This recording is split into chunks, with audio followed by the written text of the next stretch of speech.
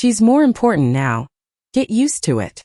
My son said it so casually, like he was asking me to pass the salt across the table, and for a moment I honestly thought I had misheard him.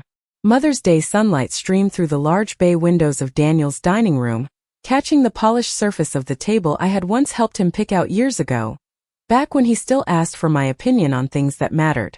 I was holding a slice of lemon cake on my fork, the kind I used to bake for him every spring, and I noticed my hand didn't move. It just stayed there, suspended in the air, as if my body had decided not to process what my ears had just heard. Across from me, Sophia smiled politely at something someone else was saying, her fingers wrapped delicately around a glass of sparkling water, her posture perfect, composed, as if nothing unusual had happened. Around the table, conversation continued. Silverware clinked softly. Someone laughed.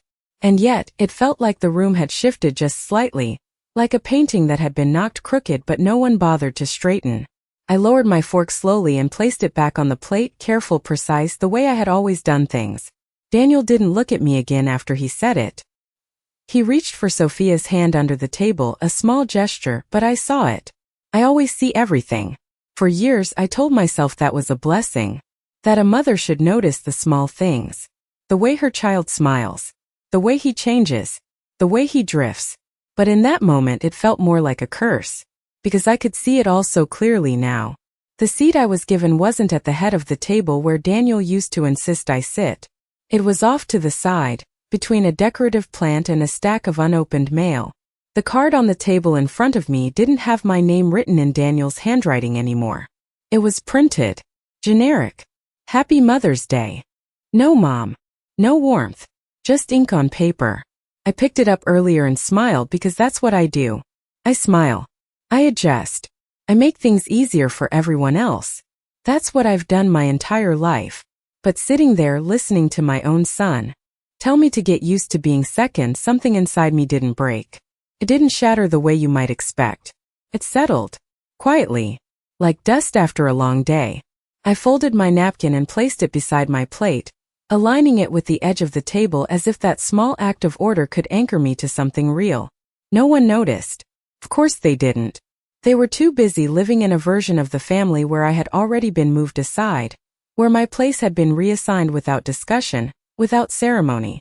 I looked at Daniel then, really looked at him, and for the first time I saw not the little boy who used to reach for my hand crossing the street, but a man who had already decided I was no longer essential.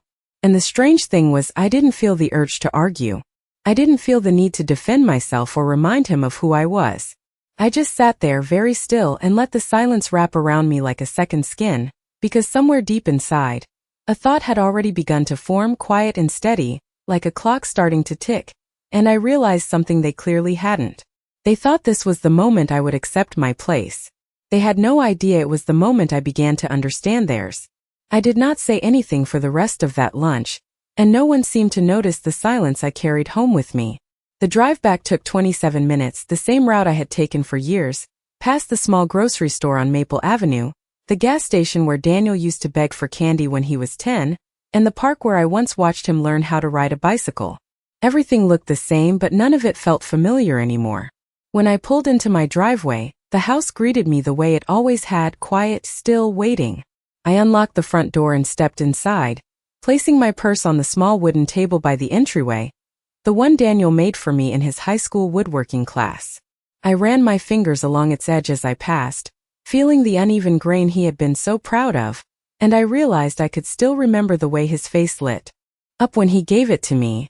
I moved into the kitchen and set down the container of leftover cake they had insisted I take, though no one had asked if I wanted it. The refrigerator hummed softly as I opened it and placed the container on the top shelf beside a carton of milk and a jar of jam. It looked out of place there, like something borrowed from another life. I stood there for a moment longer than necessary, my hand resting on the refrigerator door, before I closed it gently. The house was exactly as I had left it that morning.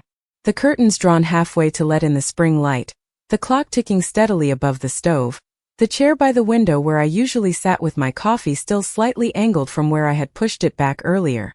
There was a kind of honesty in that stillness. Nothing had changed here. No one had quietly moved me to a different place. No one had decided I no longer belonged. I walked into the living room and sat down in my usual chair, the cushions dipping just enough to recognize me, and I let out a slow breath I had not realized I had been holding. For years I had told myself that Daniel was just busy, that life had pulled him in different directions, that marriage required adjustments, compromises. I had made excuses for the missed phone calls, the shortened visits, the way holidays had gradually shifted from my home to his, then from his to wherever Sophia preferred. I had convinced myself that this was what change looked like, that this was normal. But sitting there in the quiet, with no voices to soften the truth, I could see the pattern more clearly than ever. It was not sudden. It had never been sudden. It was a series of small decisions, small exclusions, each one easy to overlook on its own, but together forming something deliberate.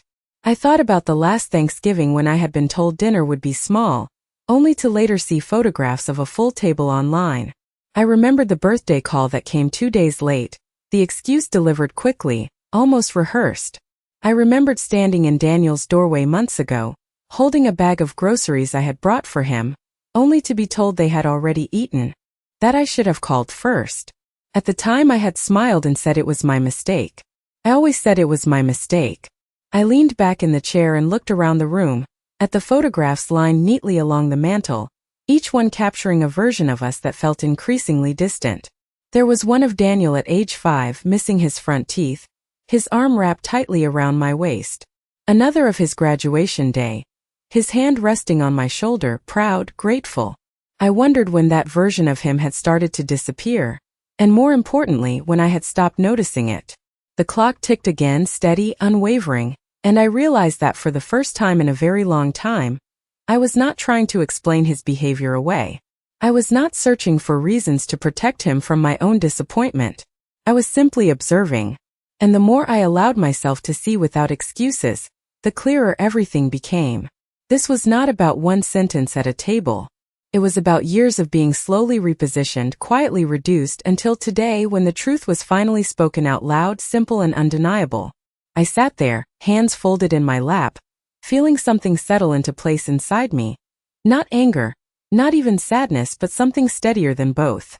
Understanding. The next morning arrived quietly, the kind of soft, pale light that slips through the curtains before the world fully wakes. And I found myself already sitting at the kitchen table with a cup of coffee that had gone cold in my hands. I had not slept much. Not because I was restless, but because my mind had been moving through memories with a kind of steady clarity I had not allowed myself before. I reached for the small notepad I kept beside the phone, the one I usually use for grocery lists and reminders, and I opened it to a blank page. For a long moment I simply stared at it, listening to the faint ticking of the clock and the distant hum of a passing car outside. Then, without overthinking, I began to write. Dates first. Then small details. Thanksgiving. The phone call that never came until it was too late. The visit that was shortened because they had other plans. The afternoon I had been told not to come over because it was not a good time, only to later see that it had been a perfectly fine time for everyone else. Each line I wrote felt simple, factual, almost clinical, but together they formed something undeniable. I was not imagining this. I had not been too sensitive or too demanding. There was a pattern and it had been there for years. I set the pen down and looked at the page, at the quiet evidence of my own life, and for the first time, I did not feel the need to soften it or explain it away. I closed the notepad and placed it neatly back beside the phone, aligning its edges with the table the way I always did, and I took a slow sip of my coffee, now lukewarm but steadying. Later that afternoon my phone rang. Daniel's name appeared on the screen, bright and familiar, and for a second my instinct was to answer immediately, the way I always had. But this time I let it ring once more before I picked it up. "Hi, Mom," he said, his voice light, almost casual, as if nothing had shifted between us. I could hear faint background noise, the low murmur of a television, the clink of something being set down. "I just wanted to check in. Make sure you got home okay yesterday."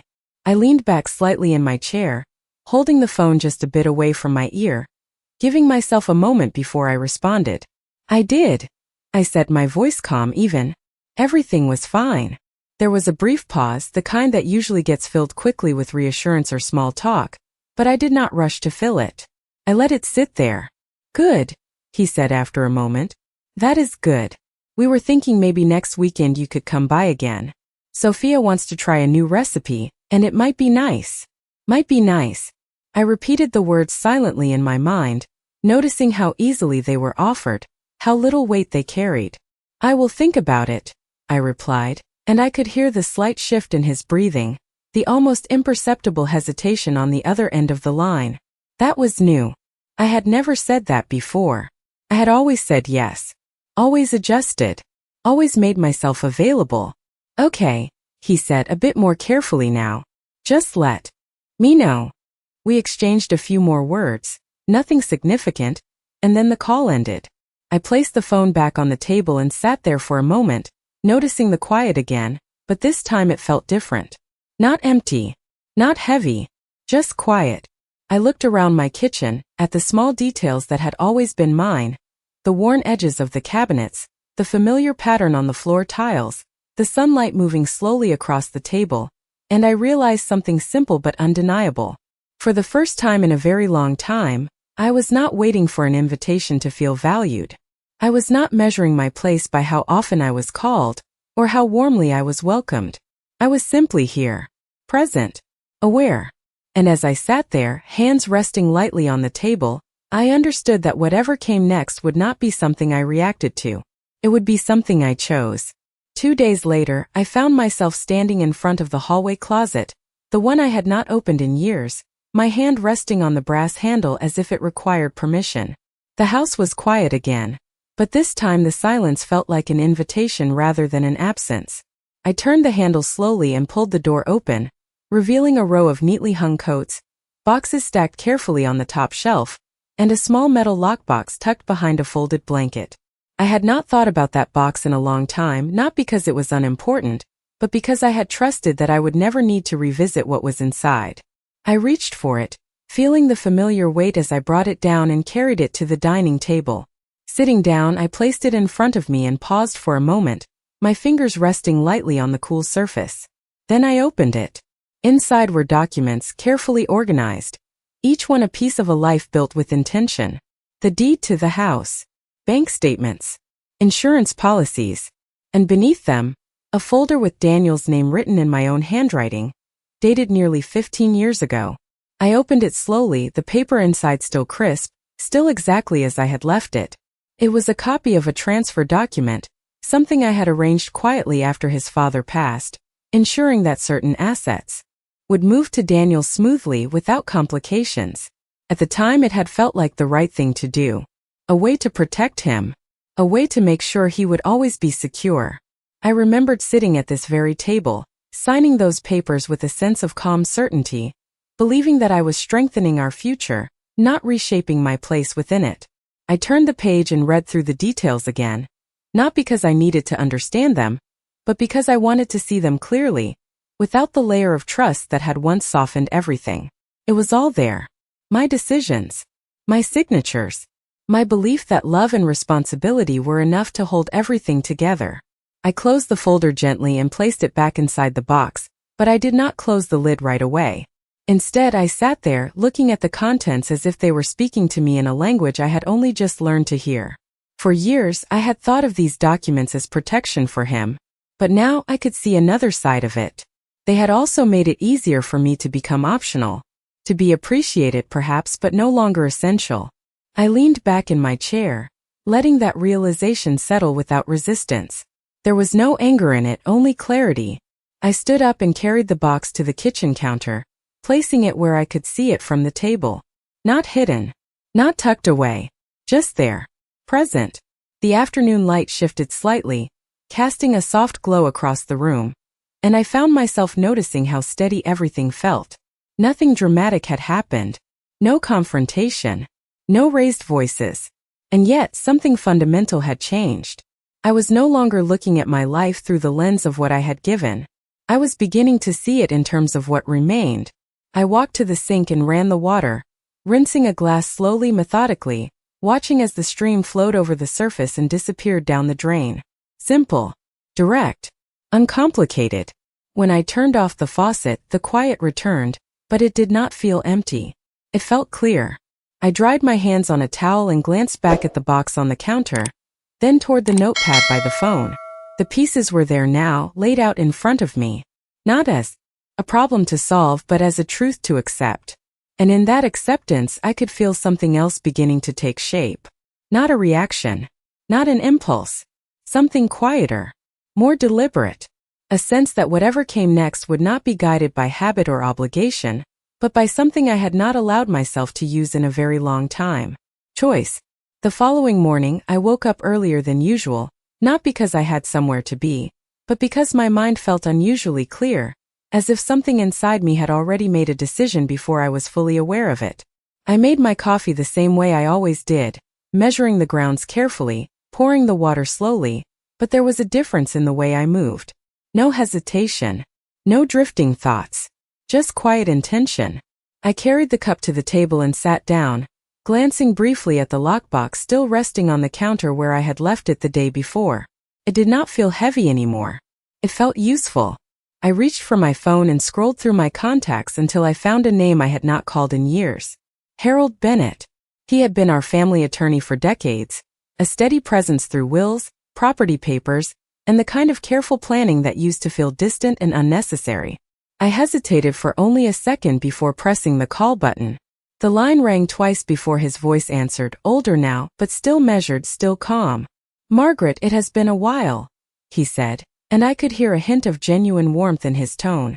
"It has," I replied, my voice steady, "and I think it is time we reviewed some things." There was a brief pause, the kind that suggested he understood more than I had said. "Of course," he responded. "When would you like to come in?" "Today, if possible," I said, surprising even myself with the certainty in my voice. We arranged a time early afternoon, and when the call ended, I sat there for a moment, holding the phone loosely in my hand. This was not something I had planned days ago or even hours ago, but it felt right. Not rushed. Not emotional. Just necessary. I finished my coffee and stood, moving through the house with a quiet sense of purpose, gathering the documents from the lockbox, and placing them neatly into a leather folder I had kept for years but rarely used. Each paper slid into place with a soft, precise motion, as if it had been waiting for this moment. When I left the house, I paused briefly at the front door, glancing back at the familiar rooms, the steady arrangement of a life that had not changed nearly as much as I once believed. Then I stepped outside and closed the door behind me. Harold's office was 15 minutes away, located in a modest building on a quiet street lined with oak trees just beginning to fill with spring leaves. I had been there many times before, always with my husband, always with a sense that we were managing things together. Walking in alone felt different, but not in the way I might have expected. The receptionist greeted me politely, and within minutes I was seated across from Harold in his office, the same dark wood desk between us, the same framed certificates on the wall. He looked at me carefully, not in a way that felt intrusive but observant, as if he was measuring the space between what I had been and what I had become. "What would you like to review?" he asked gently. I placed the folder on the desk and opened it, sliding the documents toward him one by one. "Everything," I said. "I want to understand exactly where things stand, and I want to make some changes." He nodded slowly, his expression thoughtful, and began to look through the papers with the practiced attention of someone who understood both the legal details and the human stories behind them. As he read, I sat back in the chair, my hands resting calmly in my lap, watching not the documents, but the quiet shift happening inside me. This was not about taking something away.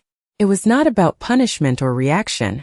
It was about clarity, about ensuring that what remained of my life, my choices, my legacy, would no longer be shaped by assumptions that no longer held true. When Harold finally looked up, his eyes met mine with a level of understanding that did not require explanation. "We can adjust this," he said simply. "It will take some careful steps, but it is entirely possible." I nodded once, feeling a calm certainty settle even deeper. "Then let us begin." When I stepped out of Harold's office, the air felt different, not because anything around me had changed, but because something inside me had settled into place with a kind of quiet certainty I had not felt in years. The late afternoon sun filtered through the trees lining the street, casting long shadows across the sidewalk, and I found myself walking a little slower than usual, not out of hesitation, but because there was no longer any urgency pushing me forward. Everything that needed to begin had already begun. Over the next few days, I moved through my routine with the same outward calm, but there was a new awareness beneath every action. I paid attention to details I had once overlooked, the way the mailbox clicked shut, the exact balance in my checkbook, the dates on statements, the names attached to accounts. I was not searching for something dramatic. I was simply seeing clearly. Each morning, I reviewed the documents Harold had organized for me, reading them carefully, understanding not just what they said but what they meant. Ownership, authority, choice. Words that had once felt abstract now carried weight, and I held that weight without fear. On Thursday afternoon, my phone rang again. Daniel. I let it ring twice before answering, the same measured pause I had allowed myself before. "Hi, Mom," he said, his voice slightly more tentative this time, as if he was still adjusting to something he could not quite define. "We were thinking about Sunday. Sophia invited a few people over. It would be nice if you came." I stood by the window as he spoke, watching the neighbor's dog wander slowly across the lawn next door. Unbothered, unhurried. "I appreciate the invitation," I said, my tone even, neither warm nor distant. "But I have plans this Sunday." There was a pause, longer this time, and I could almost hear him recalculating, trying to fit this response into a version of me he understood. "Oh," he said finally. "Okay. Maybe another time then." "Maybe," I replied, and I meant it exactly as it sounded. Not a promise. Not a rejection. Just a possibility. After we hung up, I remained by the window for a moment, noticing how natural that exchange had felt. There was no tension in my chest, no lingering need to explain or soften my answer. It was simply the truth. That evening, I returned to the dining table and opened my notepad again, adding a few more lines, not about what had been done to me, but about what I intended to do next. Small steps. Clear actions. Nothing dramatic. Just precise. The following day, I met with Harold again, this time to review the updated drafts he had prepared. We went through each section carefully, adjusting language, confirming details, ensuring that everything reflected exactly what I wanted, not what I had assumed would be best for someone else. At one point, he looked up from the papers and studied me for a moment. "You seem very certain," he said, not as a question but as an observation. I held his gaze steadily. "I am," I replied, and there was no hesitation in my voice, because I understood now that certainty did not come from being right or wrong. It came from seeing clearly and choosing anyway. When I left his office that second time, the folder in my hand felt lighter, not because it contained less, but because it no longer carried confusion. It carried intention. Back at home, I placed the folder beside the lockbox on the counter, both visible, both within reach, and I stood there for a moment, taking in the quiet order of the room. Nothing had been taken from me. Not really. What had changed was my understanding of what I still had. And for the first time in a very long time, that felt like more than enough. 3 days later, the envelope arrived just before noon, placed carefully inside my mailbox among a stack of advertisements and a folded newspaper I had not yet brought inside. I recognized the return address immediately. Harold Bennett's office. I stood there for a moment on the front porch, holding the envelope in my hands, feeling the weight of it, not physically, but in what it represented. Then I turned, walked back inside, and closed the door behind me with a quiet click. I did not rush to open it. Instead, I placed it on the kitchen table and went about my usual routine, rinsing a glass, straightening a chair, adjusting the curtains slightly to let in more light. Small movements. Steady. Intentional. Only after everything felt exactly as it should did I return to the table and sit down. I slid my finger under the flap and opened the envelope cleanly, without tearing, and pulled out the documents inside. The pages were crisp, the ink precise, every line carefully arranged in a way that left no room for ambiguity. I read through them slowly, not because I needed to check for errors, but because I wanted to take in each word fully, to understand not just the legal language but the meaning behind it. The adjustments were exactly as we had discussed. Clear. Direct. Final. I turned each page with the same measured pace, feeling a quiet sense of alignment settle deeper with every section. When I reached the last page, I paused, letting my eyes rest on the space where my signature would go. It was a simple act. A name written in ink. And yet, it carried more weight than any decision I had made in years. I set the papers down gently and folded my hands in my lap, looking out toward the window where the sunlight had shifted again, casting a soft glow across the floor. I thought about the years behind me, the choices made out of love, out of trust, out of a belief that giving freely would always be met with care.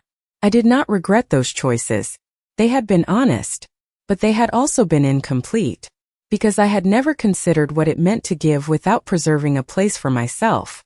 I reached for the pen beside the documents and held it for a moment, feeling its familiar weight between my fingers. Then, without hesitation, I signed my name. Once, clearly, deliberately. The ink settled onto the page, final and unmistakable. I placed the pen back on the table and looked at the signature, not with pride, not with relief, but with a quiet understanding. This was not an ending. It was a correction. I gathered the papers neatly and placed them back into the envelope, sealing it carefully before setting it aside to be returned. The kitchen felt the same. The house felt the same. But I did not. There was no rush of emotion, no dramatic shift. Just a steady awareness that something fundamental had been realigned. Later that afternoon, my phone lit up with a message from Daniel. A simple text. "Hey Mom, we might stop by tomorrow afternoon. Sophia wants to drop something off." I read the message once, then again, noticing the phrasing, the casual assumption, the lack of question. I set the phone down on the table and let it rest there, untouched for a few minutes. Then I picked it up and typed my response, each word chosen carefully without hesitation. "Tomorrow does not work for me. Please let me know in advance next time." I pressed send and placed the phone back down, the screen dimming as the message disappeared into the quiet. I did not wait for a reply. I did not feel the need to explain. I simply sat there, hands resting lightly on the table, listening to the steady rhythm of the clock on the wall, and understood something that had taken me far too long to learn. Respect is not something you wait to be given. It is something you decide to require. The next day passed quietly, exactly as I had expected it would, with no knock at the door and no unexpected interruption to the calm rhythm I had begun to establish. I woke at the same time, made my coffee, and sat by the window as the morning unfolded slowly outside, the neighborhood moving through its routines without urgency or noise. Around mid-morning, my phone buzzed softly against the table. A message from Daniel. I did not reach for it immediately. Instead, I finished the last sip of my coffee, set the cup down carefully, and only then picked up the phone. "Okay, Mom. We will plan ahead next time." That was all it said. No apology. No explanation. Just an adjustment. I read it once, then placed the phone back down, noticing how different that felt from before. There was no urge to interpret it, no need to read between the lines or search for meaning that was not there. It was simple, and I accepted it just as simply. Later that afternoon, I drove to Harold's office to return the signed documents, the envelope resting neatly on the passenger seat beside me. The drive felt steady, familiar, but there was a quiet sense of completion beneath it, as if I was closing a chapter without needing to mark it as such. When I handed the envelope to the receptionist, I did not linger. There was nothing more to discuss, nothing left to clarify. Everything had already been said, not in words but in decisions. On my way home, I stopped at a small cafe I had passed many times but never entered. It sat on the corner of a quiet street, with wide windows and simple wooden tables, the kind of place that did not try too hard to impress. I ordered a cup of tea and chose a seat near the window, watching as people came and went, each one carrying their own pace, their own concerns, their own quiet lives. I sat there for nearly an hour, not thinking about Daniel or Sophia, not replaying conversations or imagining outcomes. I simply observed the way the light shifted across the floor, the sound of a spoon stirring against ceramic, the soft murmur of distant voices blending into a gentle, indistinct background. There was a kind of peace in that distance, in not being at the center of someone else's expectations or decisions. When I returned home, the house greeted me the same way it always had, but this time, I noticed something different in how I moved through it. I was not filling the space with anticipation or waiting. I was occupying it fully, without apology, without adjustment. That evening, I prepared a simple dinner, setting the table for one without hesitation, without the quiet hope that it might one day be set for more. I ate slowly, deliberately, tasting each bite, aware of the small comfort in doing something entirely for myself. Afterward, I cleared the table and stood by the sink, rinsing the dishes one by one, the water running steadily as the last traces of the day slipped away. My phone remained untouched on the counter. No new messages. No calls. And for the first time, that absence did not feel like something missing. Felt like space. I dried my hands and turned off the kitchen light, the room settling into darkness behind me as I moved toward the living room.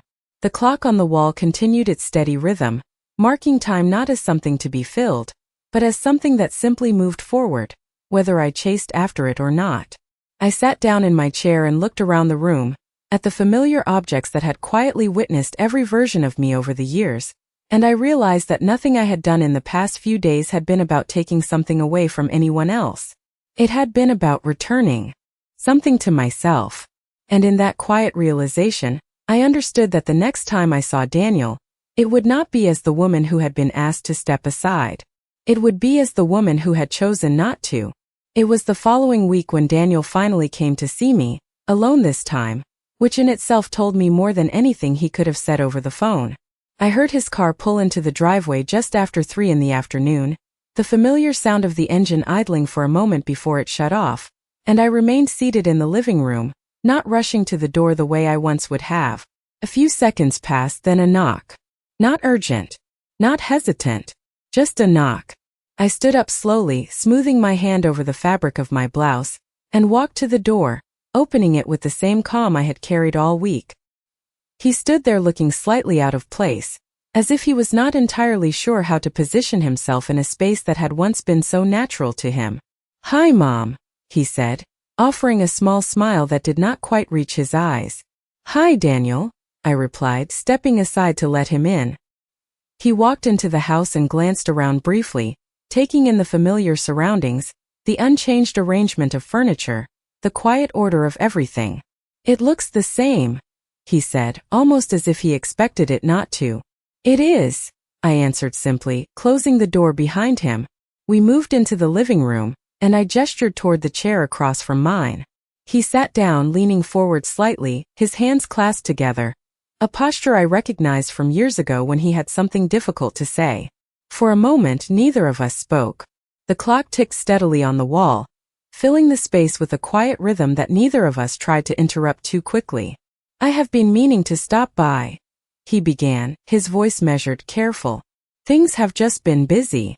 I nodded once, not to agree, but to acknowledge that I had heard him. "I understand," I said, and I did not add anything more. That seemed to unsettle him slightly, the lack of reassurance he was used to receiving. He shifted in his seat, glancing briefly toward the kitchen before looking back at me. "About last week," he continued. "I did not mean for it to come out like that." I held his gaze steadily, my expression calm, not questioning, not forgiving, simply present. "It came out exactly the way you said it," I replied, my voice even, without accusation. The words hung in the air between us, not heavy but undeniable. He exhaled softly, running a hand over the back of his neck, a gesture I remembered from when he was younger, when he was trying to find the right words and not quite succeeding.